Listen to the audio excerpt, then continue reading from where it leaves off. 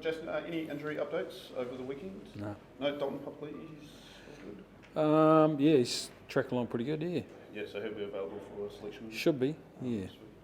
Yeah, what have you made just in the last sort of 48 hours since the result? It's a pretty epic test match. Yeah, it was a big test, a lot of physicality as expected,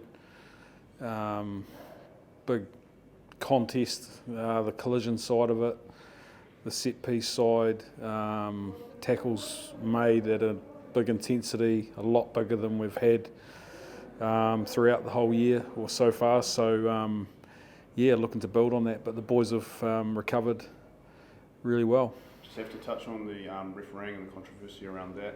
What's happened from your guys' side since the match? What specific part are you talking about? The try that was allowed that on review appeared to be a knock-on. Yeah, we haven't talked about it, to be honest. We've moved on.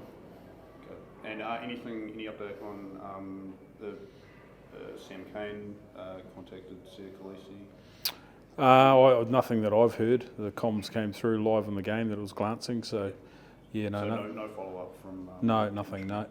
No, I haven't heard anything on that. Jason, South African Rugby has apologised for a missed time on the haka. I guess your reaction to that apology around the noise and the sound going early? Yeah, look, we accept it if the apologies come through. Yeah, look, in all honesty, you sometimes get a bit of chaos around that, but you know the South African players themselves, you know, they stood there and respected it as they always do. It's probably the officials the ones that need the uppercut, so if they've made the apology, that's fine. Jason, from your perspective as a forwards coach, in the last 20 minutes it seems to be a drop off just in intensity or point scoring. What do you think the key is to rectifying that? Yeah, I think it's a fair question. I think we haven't finished particularly that game as well as we could have. We was talked about in our review, and we've got some younger men starting their Test career as well. So we're honest around the reality of where we're at with that part of it, but by no means are we sugarcoating it and overlooking it. We are acknowledging it, and we'll look to improve it, definitely. So it's more a selection thing maybe than a tactical thing in that last 20 minutes?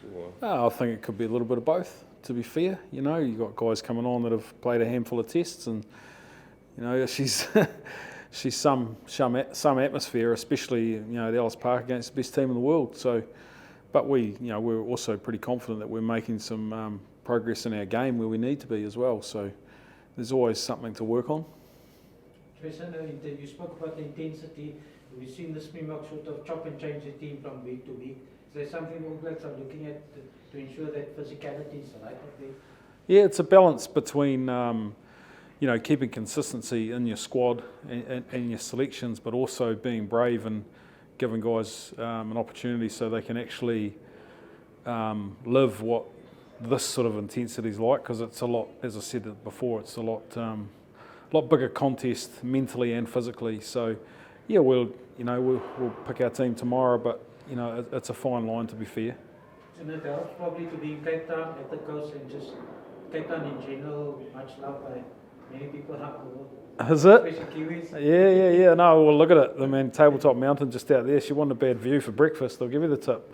But it is a nice spot. But we can't let that sort of distract us either. We've got a job to do and be focused on this Test match. We're always learning as an All Black team, so we've got to make sure that we're being accountable where we need to be in the areas where we need to be better. Jason, you made the point in responding to this next question. You said which referee decision. Were you guys happy with the standard of officiating in Sunday's test? Well, it was a big test match for Andrew Brace, wasn't it? A very big test match for him. So I'm sure he would have learned a lot as we did. Jason, do you read anything to Springbok's having moved their team announcement to Thursday instead of tomorrow? I wasn't even aware, when they named the team. Oh, they're Thursday. Oh, okay. Oh, thanks for letting me know that. Jason, you've obviously been in a position where you've lost a match in the Rugby Championship. Yep. Do you draw any sort of confidence from that, that you can come back after defeating this one? Yeah, look, I think so. I think that's, both test matches, every test match is different. And this test match, like I said, the collision side of it and the intensity and the physicality was right up there, and but the encouraging thing is we did show signs where we can play some footy, and that's what we want to do. We want to play some footy, and all going well, we'll be able to do that again and keep our game going. But like we're just looking to build consistency in our week and our game. Like you can stand here and say we want to respond and all that, but we should respond to every test match, So we're just challenging the group to be better as much as we can every day. Jason, we're about to hear from Ethan as well. What have you made of his last few test matches? Yeah, he's been great. He's been really good you talk about physicality and intensity. It's sort of one thing I know about Ethan is, the bigger the contest, probably the better he goes, So he's showed some good consistency in his game, and he's had some big shifts, and he's gone to the well in every test he's played, and he's given it everything he got. Does his work during the week, and it's credit to him. Jason, how much confidence does it give you that you guys scored 4 tries and also more tries? The fact that you were able to breach the box defence in that way. Yeah, look, it does. Like they are. We see them the best in the world. They are, and they're big rocks, and it gave us a bit of confidence. And the boys worked pretty hard at that plan last week, and knew what we wanted to do and how we wanted to go about it. So, I think we took a lot of positive thoughts from that and encouragement.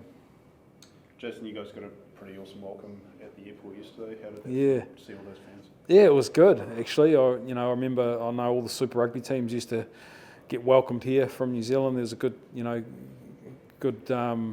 network of fans here, so it was good. That meant a lot to the boys too. Actually, to see that many, it was probably a little bit surprising, a bit overwhelmed with how many were there. To be fair, but yeah, it's great for us, and looking forward to this weekend at the stadium. Only been Newlands myself, so looking forward to what that'll bring.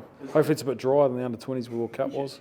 Fair point. Is there much awareness in the playing group as to sort of why that is? Why there is so much support here for this? I'm not actually sure. No, maybe the coastline and the mountains.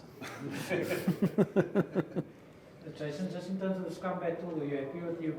I guys mean it was quite a titanic side, particularly Tamaiti and France on there.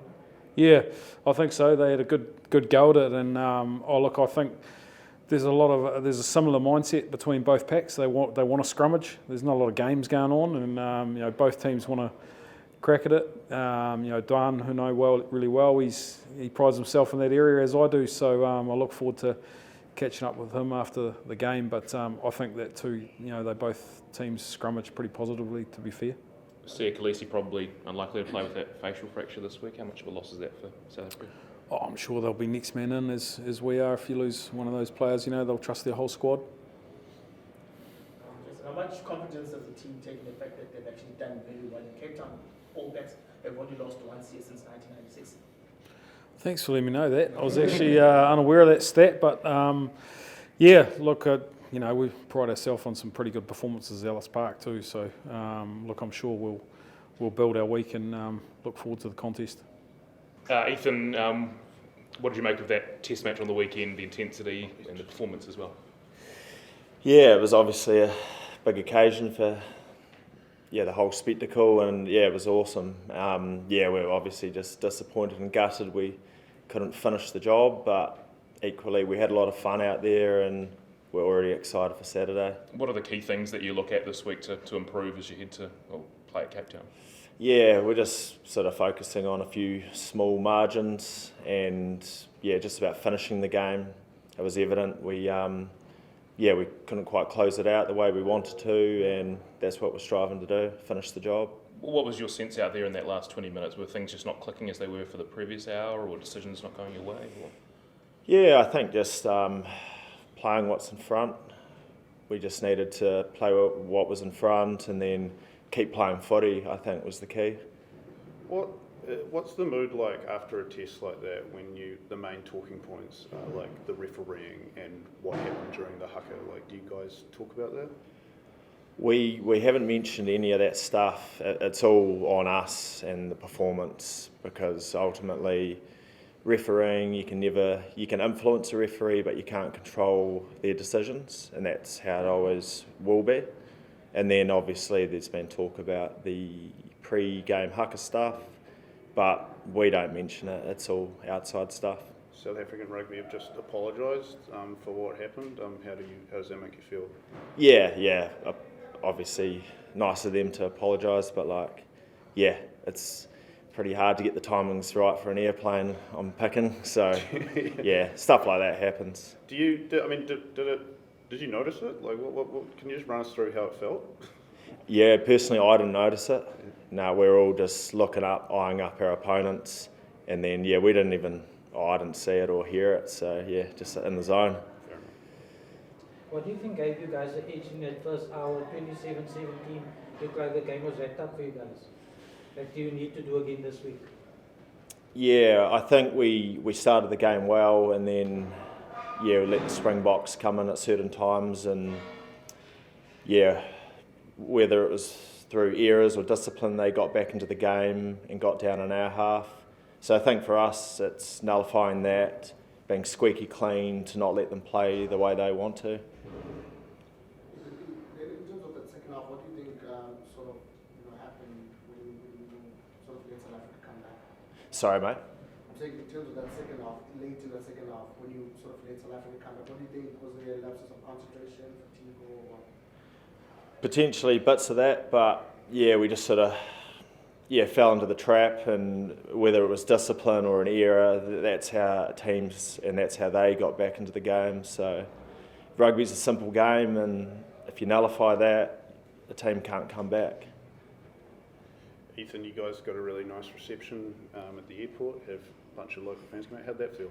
Yeah, real cool. Yeah, I've heard before I started playing footy, but heard that the support in Cape Town especially is huge, and yeah, it's pretty cool to see that 50, 100 supporters screaming and supporting us. It's awesome. Yes, and you're looking forward to having quite a few of them in the stadium on Saturday.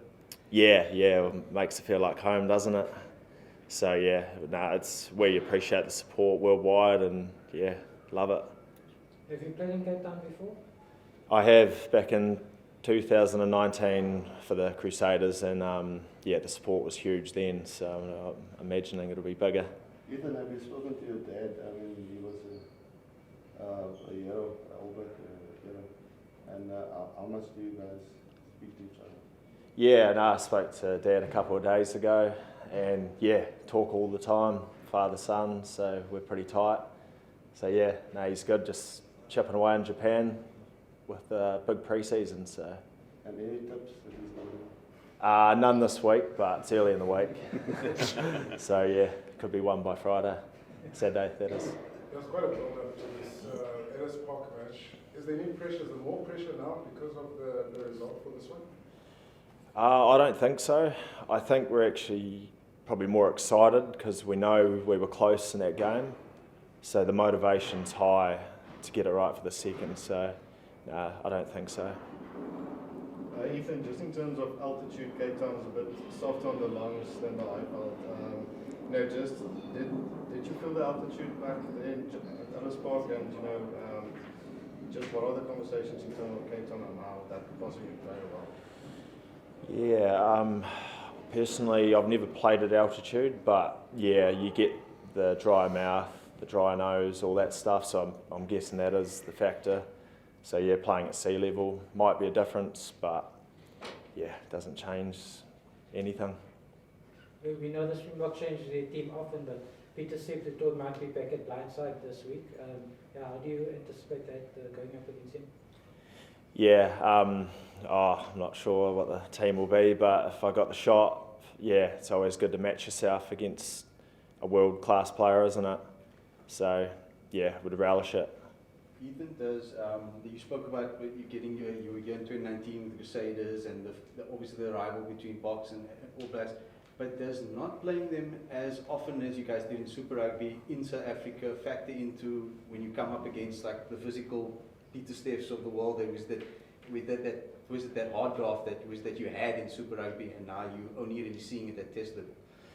Yeah, I think generally everyone misses the South African games and the tours. So, yeah, I think it is a bit gutting that it hasn't continued, but when we do get the opportunities like this, which is rare, yeah, you're testing yourself against the world champs and a team that plays physical rugby. So, yeah, gutting that it's not regular, but exciting that we can do it. Would it be cool to do a full tour?